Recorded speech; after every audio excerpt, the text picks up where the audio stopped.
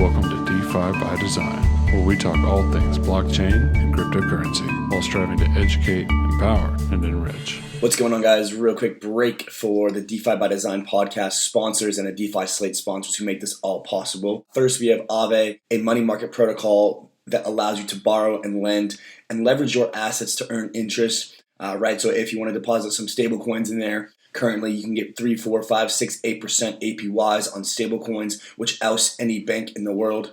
As far as we're concerned, you can deposit any Ethereum-based asset that is listed there, borrow against it. You can borrow stable coins. You can borrow other assets like ETH or 𝗹𝗏, Link, even the 𝗷𝗍 token itself. 𝗷𝗍 is the go-to protocol for any sort of borrowing and lending. Check it out at app.𝗷𝗍.com. The next one we have is Oxys. Oxys is a new crypto wallet, oxys.com.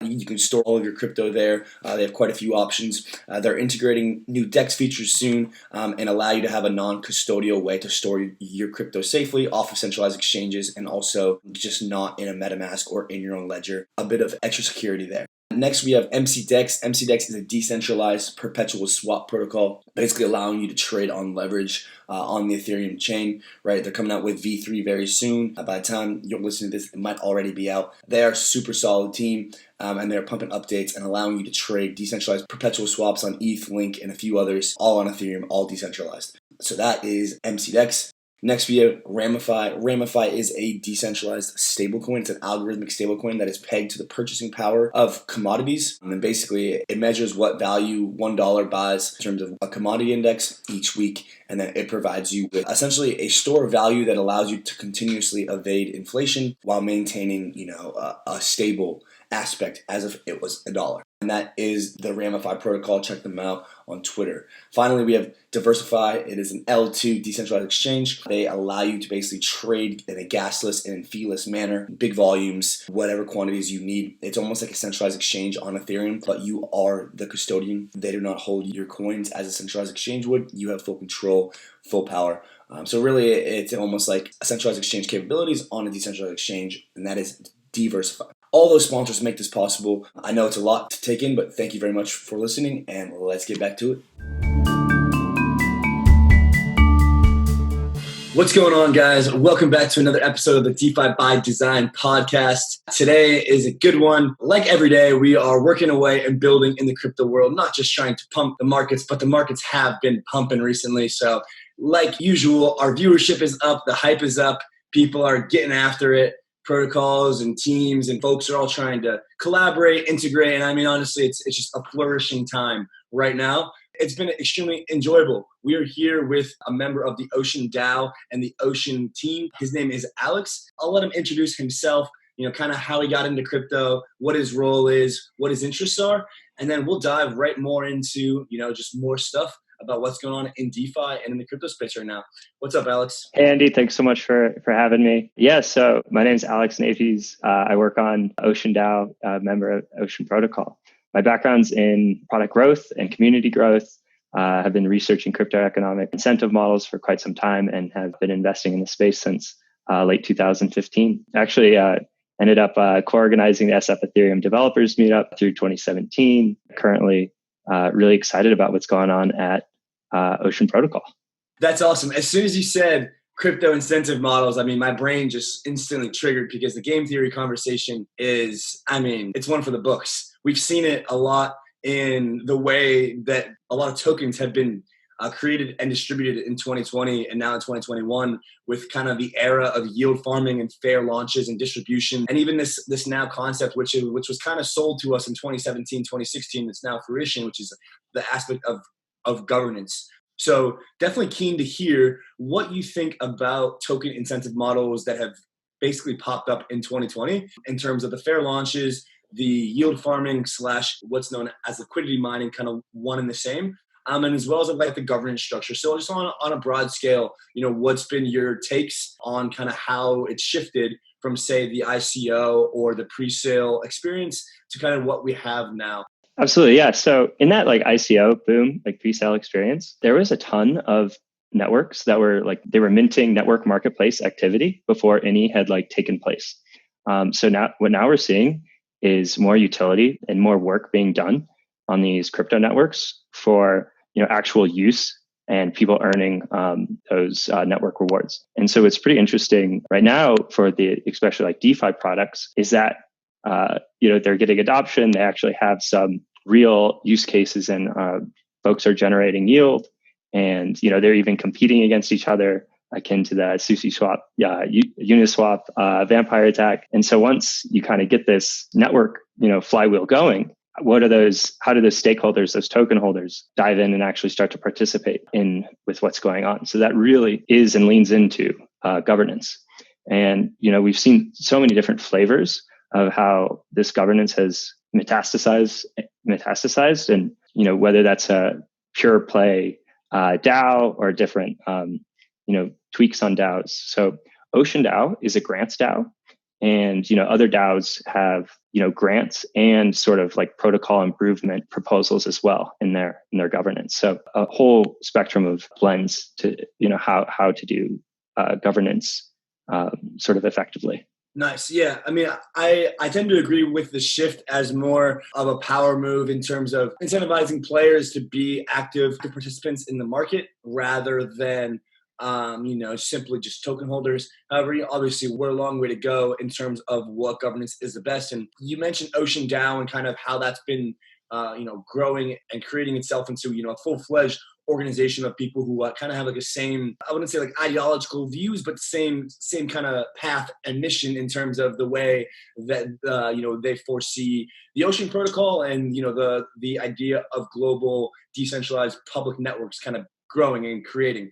On the DAO note, it's really interesting to me because, this might not be politically correct. However, I truly believe that the biggest use case for DAOs to really come to fruition in our world is legal arbitrage. Basically being able to go borderless and conduct activities in business and build an organization that isn't stuck within one state or one nation state, but is basically under the global law of the world, which kind of comes down to morality and common sense and public goods. Would you agree or would you disagree with that? What's your take on kind of the fruition of DAOs coming to actual life? Yeah, that's what's so beautiful about smart contracts, right? So in the first inception of smart contracts, kind of in the earlier days of Ethereum, we saw these experiments and tests in, financial ecosystem experiments like, what happens if we do finite supply or inflation, locked up, vesting. So the world was your oyster for experimenting. And on that same vein, with the bundle that Ethereum, or rather smart contracts, offer across different smart contract layer ones, like you can do these governance experiments as well. So whether that's in DAOs like one token, one vote, more like egalitarian voting, just the realm for design space is just really, really, really massive. Yeah, definitely. So talk to us a bit about how the OceanDAO is comprised. How is it created? How many folks / how much capital is allocated in the DAO? And then basically, how are decisions made? Super. I think, to give a lot more context about OceanDAO, it's helpful to back into how OceanDAO fits into the greater Ocean Protocol. And then, that gives a lot of context to folks. So Ocean Protocol itself is a technology that enables the creation of data markets and the ability for users to monetize data through access rights. So just like we have the sharing economy, which is allowed anyone to be a hotel with Airbnb or a taxi driver with Uber, Ocean provides the rails for the data economy. Anyone can bring their data to market and be a data seller, a data provider, or data seller or provider, or be a consumer kind of on that two-sided marketplace. So the two main problems that Ocean really solves is access to data and privacy, one, and two, valuing data. That's kind of the what, and the why behind Ocean Protocol is buying and selling data to date is really illiquid. You have these siloed third-party data providers, which with incredibly complex setups, legal, compliance, GDPR, distribution channels, and how do you even value that data?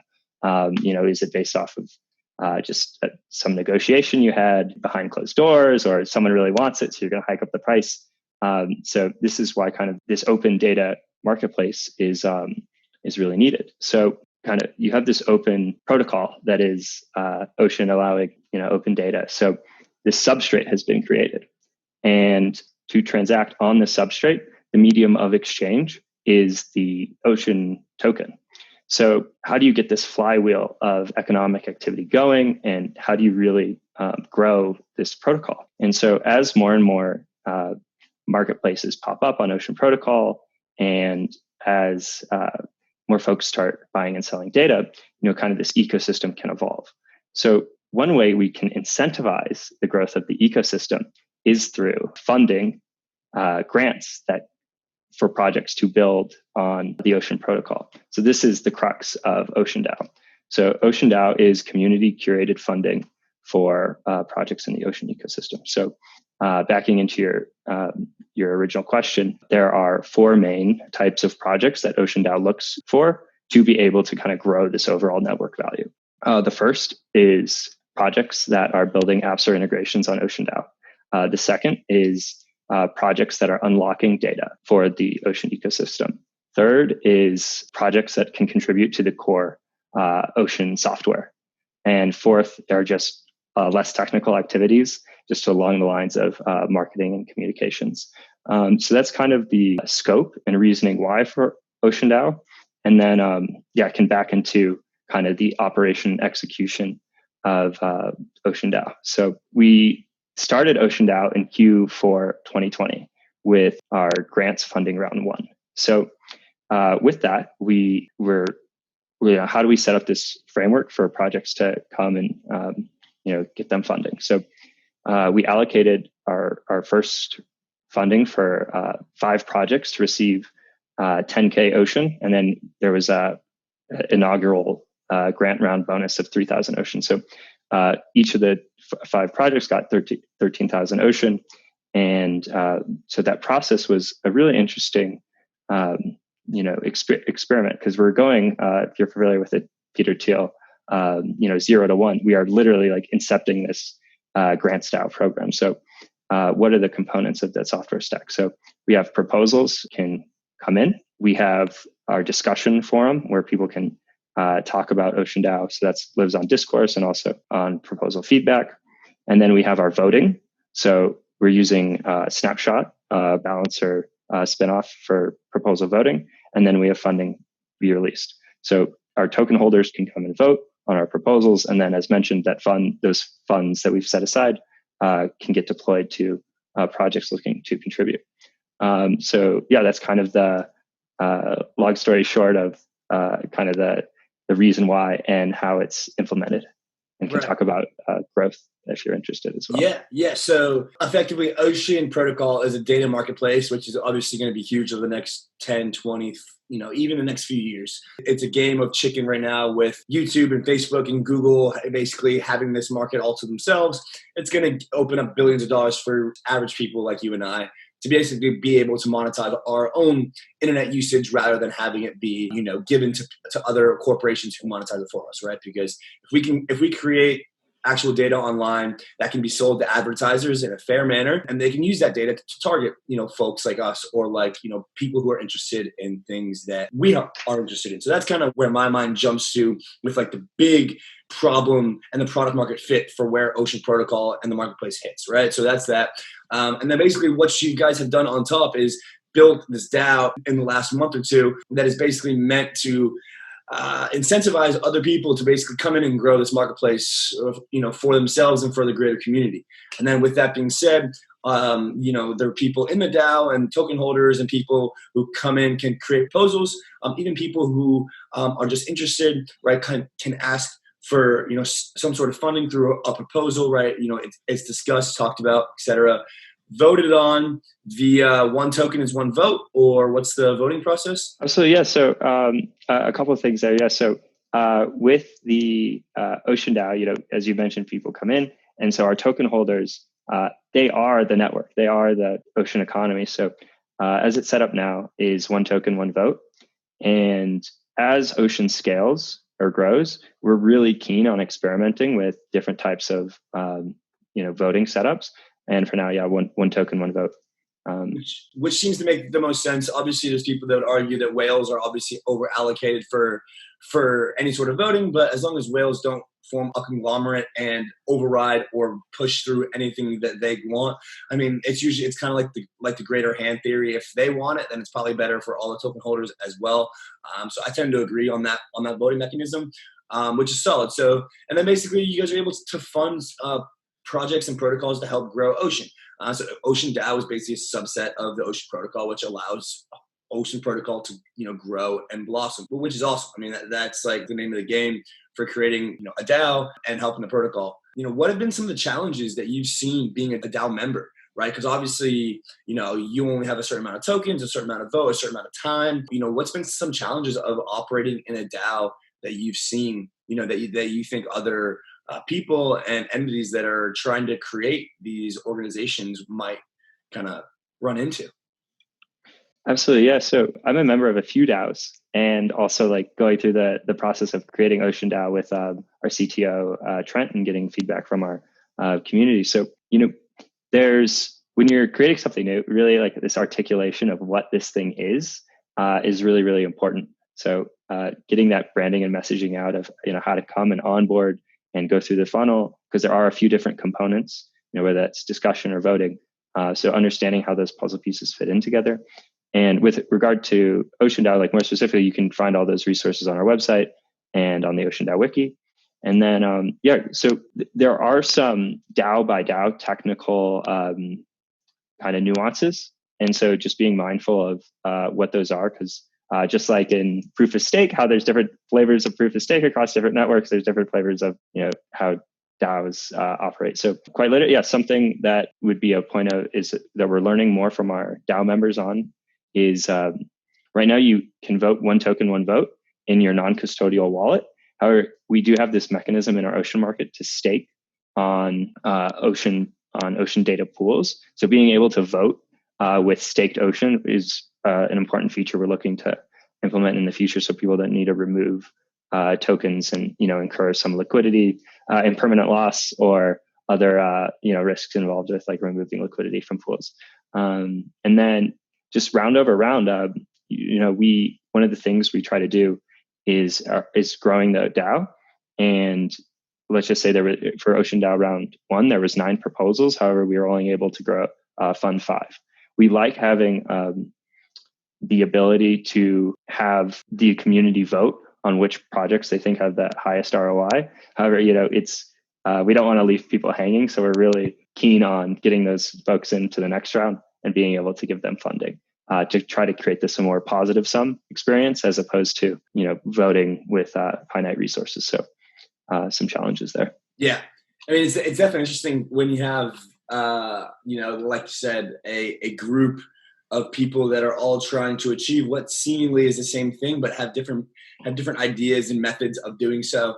I mean, without a doubt, being able to use staked tokens to be a voter is going to be crucial, or be a member. I mean, without a doubt, because it basically solves a twofold issue that I've seen be a big issue for a lot of protocols. And the way to solve it is basically, you use tokens that are staked in the protocol or in liquidity pools, being able to use those as a way to represent your tokens on Snapshot to vote, or on Discord, or on-chain voting, which is eventually probably going to come and be actually useful. That's huge. I remember I was working with 𝗵𝗶𝗵𝗵 a few months ago, and they had that same issue of wanting to incentivize people to participate in governance, but also not wanting to, have them remove all their liquidity from Uniswap and Balancer in an attempt to be able to participate, right? Because then it basically lowers the opportunity of your protocol to grow if you don't have a lot of liquidity. I mean, the name of the game in this decentralized world is liquidity. I mean, that is how you are able to grow and get basically big players involved, if you have a liquid market. I'm kind of keen on what you think about that with regards to Ocean Protocol.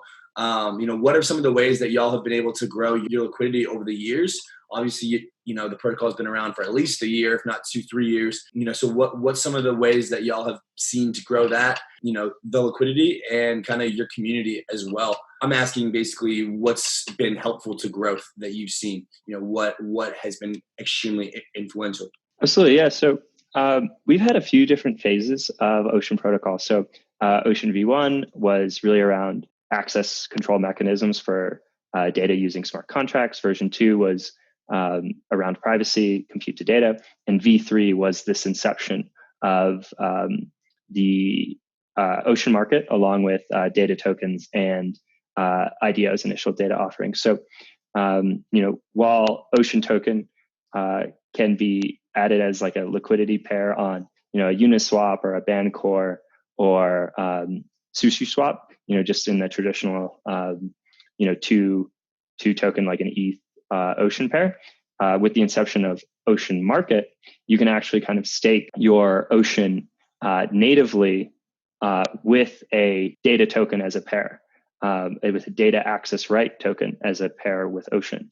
So as opposed to staking on Uniswap with Ocean ETH, you can come to Ocean Market and stake Ocean data access token, which is this really cool primitive that's really the crux of the Ocean protocol.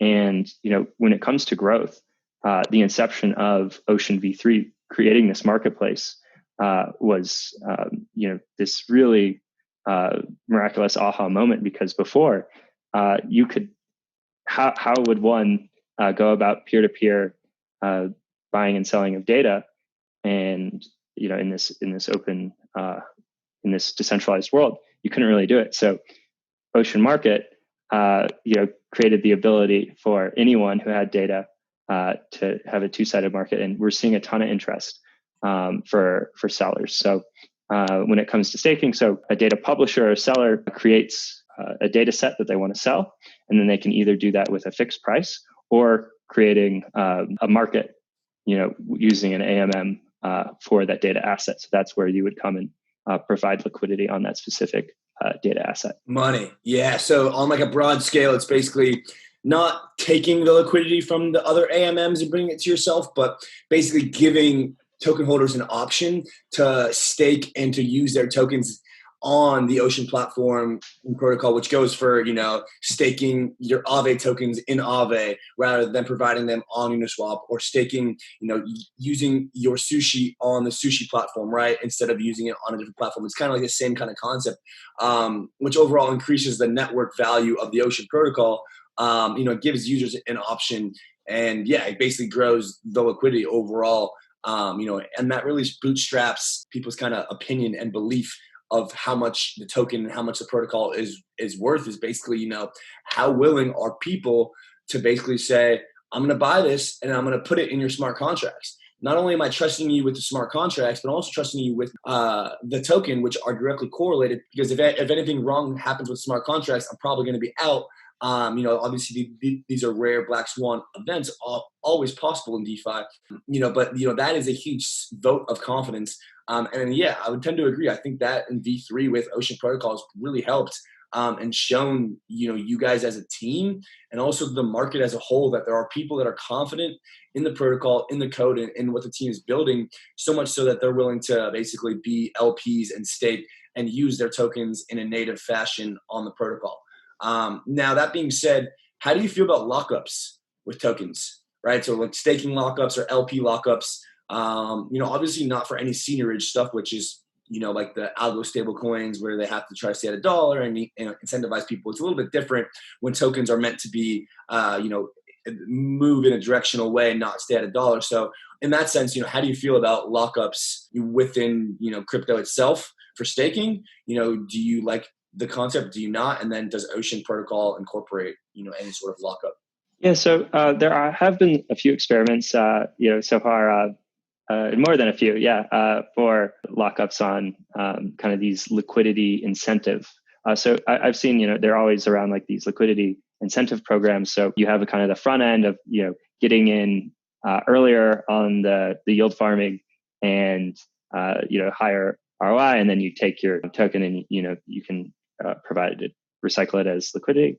And then, if some of these programs and on top of the incentive, require that lockup, I'm pretty just as an observer, I'm pretty keen as an observer just to see how these first experiments go. I don't really have a preference either way. And then with Ocean Protocol, we don't have lockups on our native Ocean Market providing a liquidity. So, folks can come in and out if they're no longer bullish or think that data set will be useful. And one of these things that we're looking forward to moving forward is, later on our roadmap, hopefully this year, is a data farming program. So, folks can come provide liquidity now, and they collect fees on the data pools. However, what are some extra incentives for data farming within Ocean? So no lockups. However, very interested in these incentive programs. Absolutely. Yeah, I mean, that has been huge for 2020. There's always there's like a meme: yield farmers aren't loyal; they just go to the highest yield, and such is true. But there is an element of loyalty and preference when it comes to farms based off audits, based off incentives and trustworthiness and team, etc. So that should be really solid. And on that note, keen to hear more about what's on the agenda for 2021. Before we get close to wrapping it up here. Absolutely, yeah. So right on thread with this, one of the biggest friction points for these yield farmers, these crop rotators, are the gas price and congestion. So and that's not something exclusive to yield farming. That's that is a total macro problem for anyone trying to transact. So one of our solutions to this is multi-chain support. So looking at deployments on whether that's layer 2s like XDAI, or looking at other layer 1s like Polkadot, or Cosmos, these other implementations of Ocean, could help bring down the usability with regard to congestion and gas. So that's a really exciting development. And then, so in the Ocean market itself, integrating our compute to data feature is also exciting. It's a privacy preserving element. So right now, folks come and they can buy data sets on Ocean Market. However, what's a way you can train an AI algorithm with maintaining privacy? So the actual compute will go to the data container, and the protocol will just send back the results of the compute. So no privacy is really ever leaked that hasn't been in the parameters set beforehand. And then on Ocean DAO end, looking really forward to scaling it round over round. So folks that are interested in diving in with Ocean DAO and are really excited to grow kind of the Web3 data economy, highly encouraged to check out our website and look at the funding opportunities that Ocean has for bootstrapping your project. Nice. Awesome. Yeah, I mean, that's exciting. Layer 2 is certainly going to be a main development for, I'd say, 99% of projects this year. I mean, as you've seen as a player and a participant in the DeFi world, I mean, paying multiple tens of dollars for Uniswap transactions, or paying, hundreds to deposit and borrow on Yearn or Aave or Compound, or even in an LP pool on Uniswap or SushiSwap or 1inch. I mean, it just doesn't work. But was speaking with Mark from Aave, their lead programmer, the other day. We actually just posted a video with them, and he tends to think that they're very optimistic about what's coming in the next few weeks to a lot of DeFi protocols, in a few months for sure, and so much so that we will have users that come into Ocean protocol and Aave and Uniswap and SushiSwap and DeFi and Ethereum and MetaMask and all of the tools, and they'll never know. They'll be paying cents and on the dollar for transactions the next few months and years, and they'll have no idea that we had to live through such a time where it was $20 for a transaction. So super excited for that, and to see what Ocean has in store with that. Learned a lot about the Ocean protocol today, as well as just about the overall ideologies with DAOs, how they work, kind of what your 2 cents was. Definitely something to explore with DeFi Slate. Keen to maybe potentially create a DAO in 2021. Would definitely need a lot of help. So I know that you're the guy to go to. And we really appreciate you coming on, man. Absolutely, yeah. Thanks so much for having me. And highly encouraging folks to check out Ocean Market. We have 276 data sets on there already. About 1 million Ocean staked in the market, which is about $500,000 converted to dollars. So if you haven't already, it's a really frontier pushing experience to actually here is the shadow data economy that I knew really nothing about because it was so behind closed doors with the tech giants. And just to go from that amount of obfuscation into just total openness is really quite the experience. So highly recommend folks checking it out. And then, yeah, as mentioned, if interested in voting, if you're an Ocean token holder, less of an endeavor than submitting a proposal, highly encouraged to vote. And yeah, interested in building a project, come by and submit a proposal. Money. Exactly. That's right, baby. I love the openness of it and the ability for new people to come in with ideas. It's like a new wave of VC funding almost, if you will. And it's beautiful to have. And yeah, we appreciate you coming on, Alex. This was episode 22, guys. Thank you for tuning in and listening. And yeah, you guys have a great day. And thanks again, Alex. Thanks. Thanks for listening to the DeFi by Design podcast. Until next time, DeFi Slate Team.